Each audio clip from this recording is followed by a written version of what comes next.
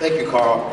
At this time, I'd like to introduce Mr. Peter Thorne, who will introduce our valedictorian, Scott Greenwald.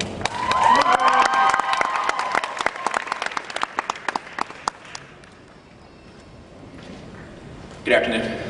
I feel honored to be standing here today, honored to be chosen to introduce a remarkable young man. For those of you who do not know me, my name is Peter Thorne. I've had the privilege of teaching Scott Greenwald in my AP Physics class. I promise that I will keep my introduction short because I know some of the seniors get real sleepy when I start to talk. Alright, Scott is graduating today as Dwyer's nominee for the Pathfinder Award in Science and with a slew of other academic honors and credits. I won't bore you with the list of them, but the most important one is, think what your grade point average is. Now think higher. That's Scott. Alright, Scott has achieved all these accomplishments and still has had a very balanced high school career.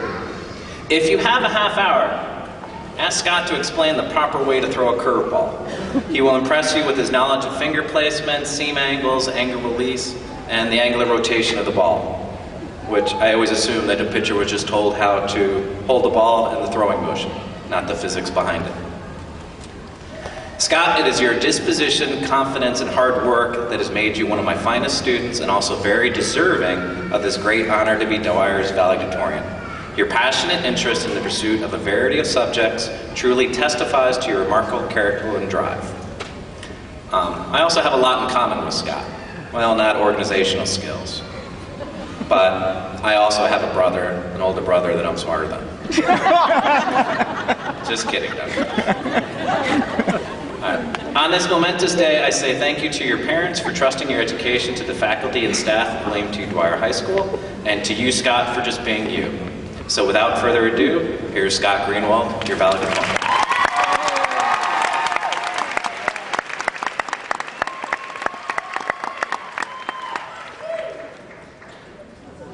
Thank you, Mr. Thorne.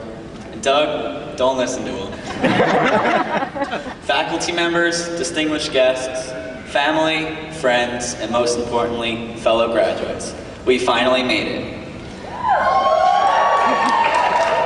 I am honored to be standing up here representing the class of 2011 and thank everyone for being here and sharing this special day with us. Lance Armstrong once said, "Pain is temporary. It may last a minute, an hour, a day, or a year, but eventually it will subside and something will replace it.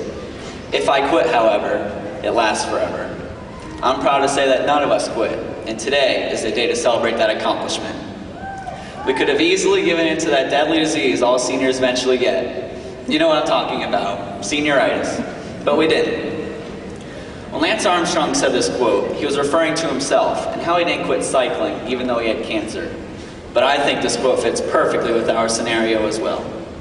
1 out of 3 students across America don't graduate high school, and this number is increasing. And due to the economy, the Floridian government is cutting expenditures to reduce the debt, which includes cutbacks in education. It is our generation that will be needed to change this, and this graduation is the first step towards the future. I want to start by thanking the faculty at William T. Dwyer. Without them, we wouldn't have gained the knowledge needed to graduate. But we also couldn't have done it without a little help from our families as well.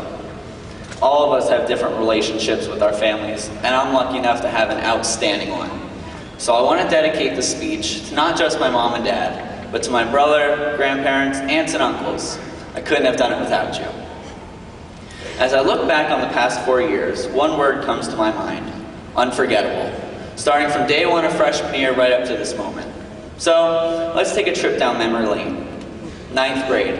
We all thought we were the coolest people in the world because we were in high school. For me, that feeling quickly diminished when I realized I was the smallest person on campus. And when I say the smallest, I mean the smallest. All 4 feet 9 inches and 85 pounds of me, walking around with 6-foot guys that look like they can knock over a bus.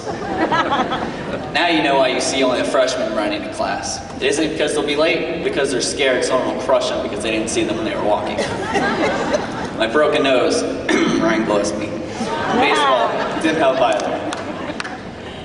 That feeling of being overpowered went away when 10th grade started. Classes got a little harder, friendships grew stronger, and the overall intimidation of the campus went away completely. For me, out of all 4 years, sophomore year was my favorite. Not only did I take chemistry for the first time, which inspired me to follow the career that I chose, but I also met my best friend. I can honestly say without this person, high school would have never been the same. Then came junior year, which some would say is the hardest of all 4 years. Our first year being upperclassmen, no more FCAT to take, which unfortunately was replaced by the SAT and ACT, and college planning. Once again, there is only one word to completely describe this year: stressful.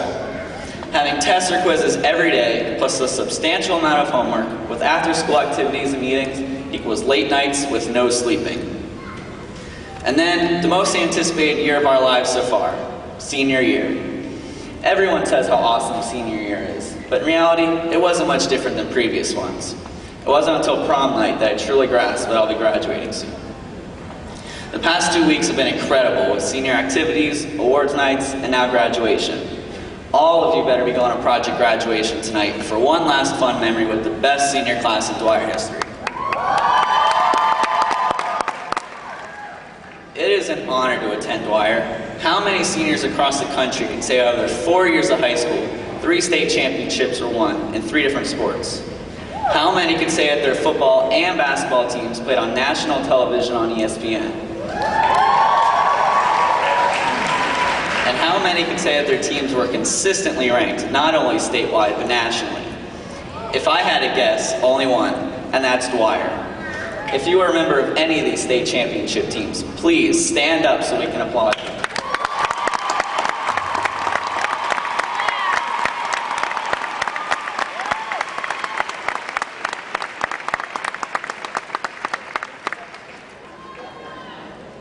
But sports aren't the only aspect that separates Dwyer from the rest of the schools. We are now ranked in the top 5% of all high schools academically. Dr. Lee has done an outstanding job in the past 3 years in changing the way people view Dwyer. It is clear that we're not just a powerhouse in sports anymore. Students want to attend Dwyer to gain a superior education as well. My guess is that in the next couple of years, when the IB program is up and running, we'll be in the top 100 schools in the country.